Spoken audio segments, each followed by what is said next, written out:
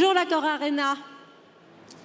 C'est très bizarre pour moi de me retrouver sur cette scène parce que d'habitude, je suis à votre place, j'assiste à des concerts et j'écoute mes chansons préférées. Et d'ailleurs, je vais vous poser une question. Quelle est votre chanson préférée? Est-ce que c'est celle de votre première boum? Celle de votre mariage?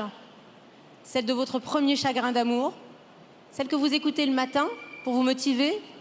Ou le soir pour vous détendre? Pour moi, impossible de choisir.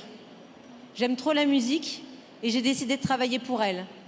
Je m'appelle Cécile Rapp-Weber et je dirige la SACEM, la Société des auteurs, compositeurs et éditeurs de musique. Et aujourd'hui, je vais vous expliquer comment la musique et la SACEM participent au progrès de notre société. Le saviez-vous? C'est Pythagore qui a inventé le système musical des 7 notes 6 siècles avant notre ère. Le génie qui a inventé le théorème sur le carré de l'hypoténuse du triangle rectangle a aussi inventé les notes de musique.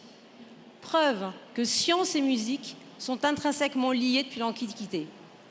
Par la suite, l'évolution des instruments a aussi permis le progrès dans la création. Qu'auraient été les œuvres de Vivaldi sans violon, celles de Beethoven sans piano et celles des Daft Punk sans ordinateur? Et puis évidemment, le progrès dans la musique, ce sont tout simplement les modes de diffusion. Parce qu'après les concerts, à partir de 1877, on écoute la musique sur le phonographe de Thomas Edison. Puis évidemment, ça va donner les disques. Et au XXe siècle, vont se développer les salles de cinéma, la radio, la télé, les cassettes et les Walkman.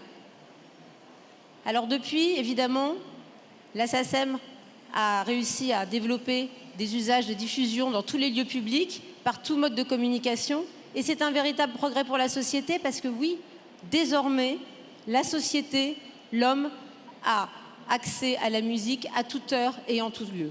C'est aussi un progrès social énorme pour les créateurs et les éditeurs de musique qui, en 1851, ont décidé de fonder leur société civile privée à but non lucratif, la SACEM, pour autoriser ces multiples exploitations, mais aussi pour percevoir leur droit d'auteur qui est leur unique source de rémunération pour leur permettre de vivre et de créer.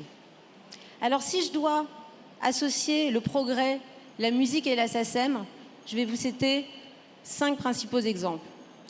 Le premier, c'est un progrès social, moral, éthique, parce que la musique, elle rassemble, elle est le reflet de notre société.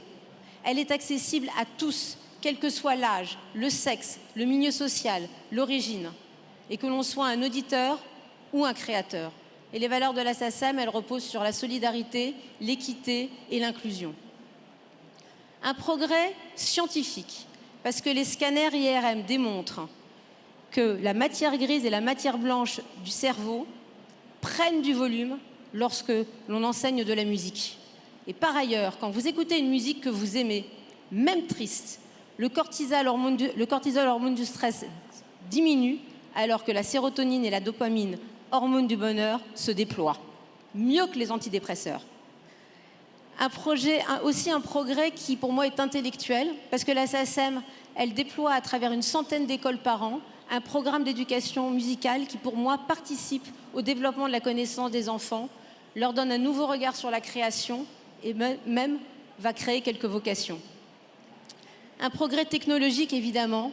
Dans votre poche, désormais, vous avez accès à 150 millions de titres. Ça nous a obligés, nous, la SACEM, à nous transformer en une véritable data company pour pouvoir traiter les milliards, les trilliards de streams qui nous sont déclarés et rémunérer ainsi 394 000 créateurs sur chaque écoute de leurs chansons dans près de 150 pays.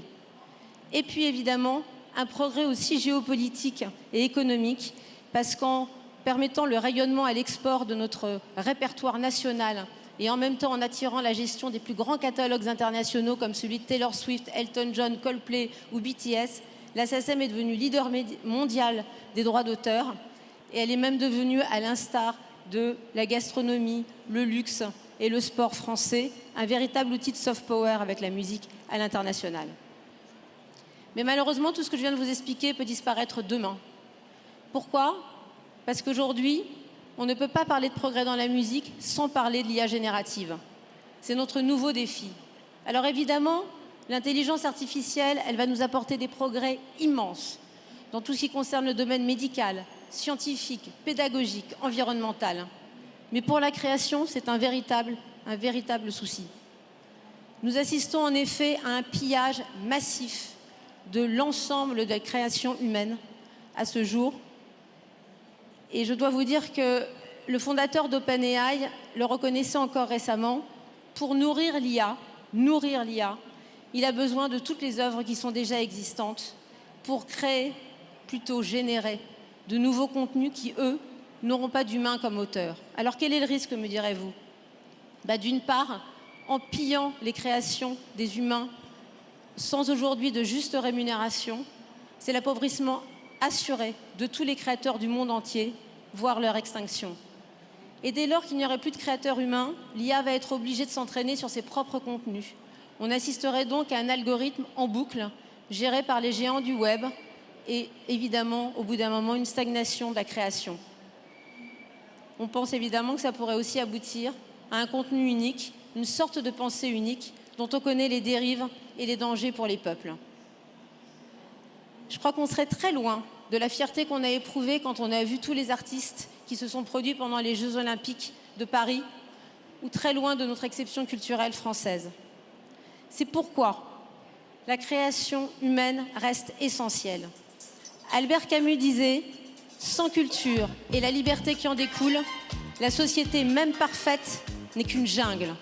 Alors je vous invite à nous aider à protéger les auteurs et les compositeurs que vous aimez et à porter avec nous l'idée d'une IA vertueuse, transparente, qui rémunère les artistes, parce que le vrai progrès d'aujourd'hui, ça n'est pas d'inventer uniquement les robots de demain, c'est de défendre l'avenir de la création, avec elle de la démocratie et donc de l'humanité. Merci beaucoup.